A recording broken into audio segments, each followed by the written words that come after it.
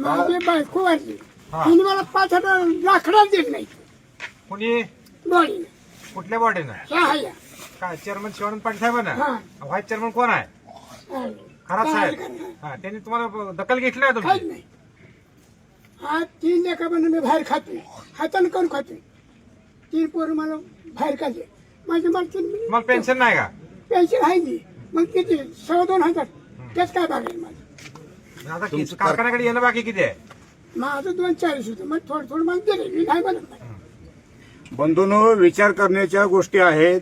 हे मजूर संचालक मंडळ, मी आता समक्ष या ठिकाणी आज 7वा दिवस आहे. या कर्मचाऱ्याच्या ठिकाणी यांच्या व्यथा जाणून घेण्यासाठी आलो. माझ्या डोळ्यासमोरून चेअरमन आता इथून निघून या कर्मचाऱ्याकडे बघत गेले. ते शिटी अधिकारी गेलं, एमडी गेलं, या कारखान्याच्या प्रशासनाचे अधिकारी या टिंगल टवाळकी करत गेल्यासारखं समोरून जातात. परंतु 7 दिवस झालं आपल्या कष्टाचा पैसा मागण्यासाठी हे कर्मचारी या गेटवरती उभा बसलेले आहेत. आपल्या मागण्या मान्य करण्याकरिता त्यांच्याकडून काहीतरी आशा लावून बसलेत. परंतु या आंदोलनाची यांनी कोणतीही दखल घेतली नाही. बंधूंनो, हा मंगळवेढा तालुक्यातील सहकारी साखर कारखाना आहे.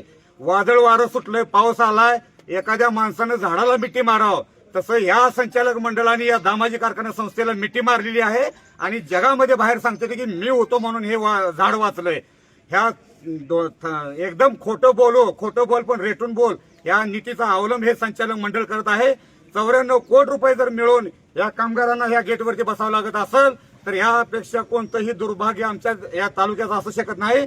या संचालक मंडळानं मजूरपणा सोडून या सर्व कर्मचाऱ्याशी ज्या काय मागण्या आहेत या आंदोलनाच्या ठिकाणी येऊन मागण्या त्यांच्या मान्य कराव्या आणि हे आंदोलन तात्काळ सोडवण्यासाठी प्रयत्न करावं, एवढीच मागणी या व्हिडिओच्या माध्यमातून आम्ही करत आहे. दुसरी गोष्ट मी माझा फार बोलला